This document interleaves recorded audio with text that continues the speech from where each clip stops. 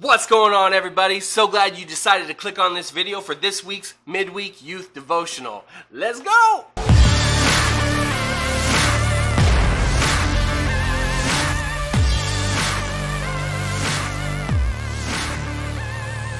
Do you have a cell phone? If you don't, that's okay. You probably have less stress in your life because of it. But if you do have one, who picks out your cell phone? Your plan, your provider? Does your dad go to Verizon, AT&T, Cricket, Walmart, or any of the other endless amounts of places and decide what you will or won't get? Does your mom make that decision, your grandpa, or do you make it?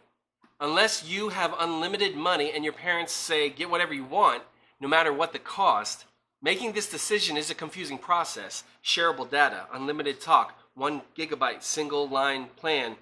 What can you do with a gigabyte? Do you know that? According to Wikipedia, 1 hour of standard definition TV video at 2.2 megabits per second is approximately 1 gigabyte. What does that even mean? That alone should be enough to make your brain explode. That's why some smart people decided to start a company to help normal humans like us figure it all out. This company called Wirefly have state-of-the-art smartphone plan comparison tools. In other words, they'll help you compare cell phone plans and cell phones so you don't get helped or ripped off.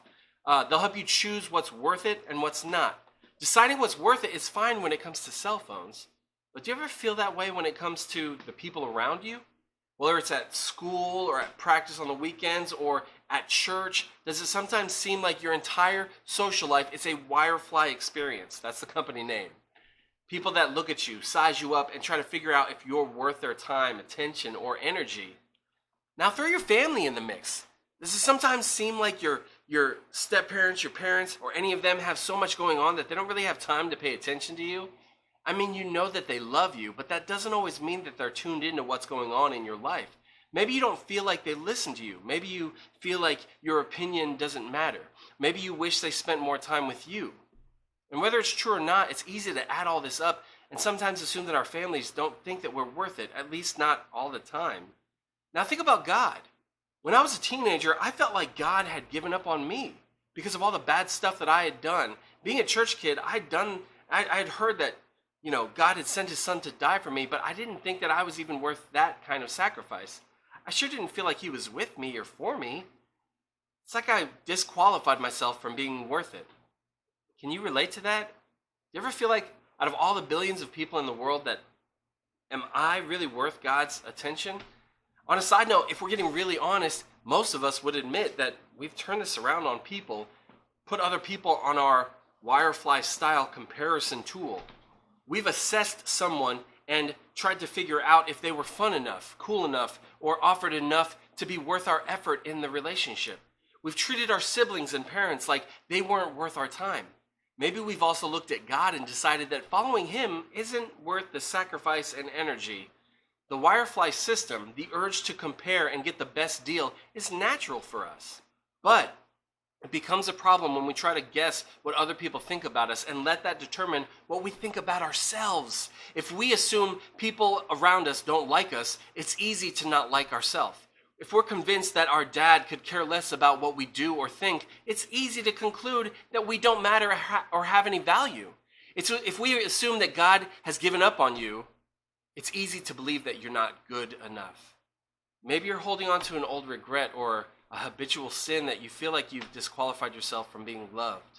Maybe you've experienced something painful that was done to you and you've concluded that your value is very, very low. Maybe you believe something negative about yourself, your looks, your personality, or maybe you just feel weird or different from everyone else. And you live in a world that says, avoid the weirdos. I hear people talk all the time about how other people are weird, and I'll ask why.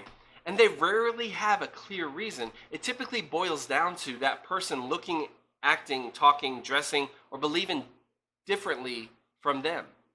But here's the good news. What we talk about today has the potential to not only change what you think about yourself, but it could also change the way you think about God and what you think God thinks about you.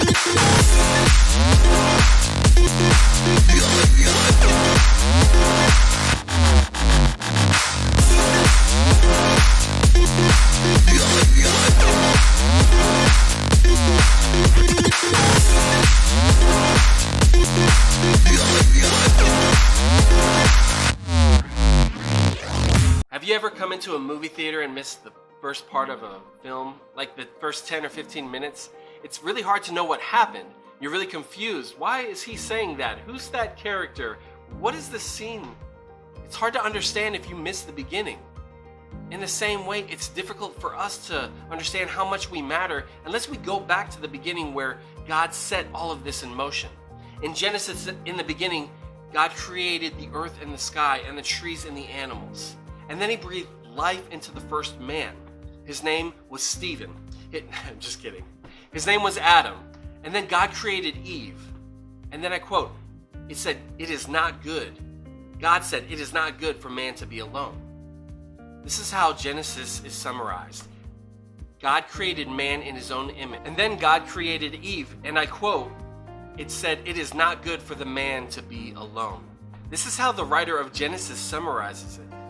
So God created mankind in his own image. In the image of God, he created them. Male and female, he created them. And then the writer concludes with this powerful exclamation point. God saw all that he had made and said, "It is very good." Why was it very good? Because God saw himself in what he made. It's the same with you. If you watched last week's video, you may remember that we talked about God creating you in his image. You are carriers of his genes. We are creations of God. It's like saying this: we have the DNA of God inside of us. God wired us in his image to be a reflection of him. You may be thinking, that sounds lovely, being created in the image of God. Well, what does that mean exactly? And what do I do? One day, a group of people asked Jesus what was the most important thing that they could think or do. And Jesus answered by quoting verses that we looked at last week, but he added something. He replied, "Love the Lord your God with all your heart, all your soul, and with all your mind. This is the first and greatest commandment. And the second is like it. Love your neighbor as yourself." Go ahead and mentally highlight the phrase, "as yourself." In this verse, Jesus is saying that loving yourself and loving others is just as important as loving God. This is huge for them then, and it's huge for us now. Loving God seems like something God would ask us to do, but you probably don't expect him to say, it's as big of a deal as loving yourself. Most people are great at comparing themselves to others. Most people are great at defending themselves. Most people are great at rejecting themselves. And a lot of us have convinced ourselves that the worse that we feel about ourselves, the more spiritual we are. But Jesus said the opposite. He said that he wants us to be great at loving ourselves. But doesn't that seem like an arrogant thing to do? Wouldn't we be back in the Wirefly system comparing ourselves and deciding that we're better than others?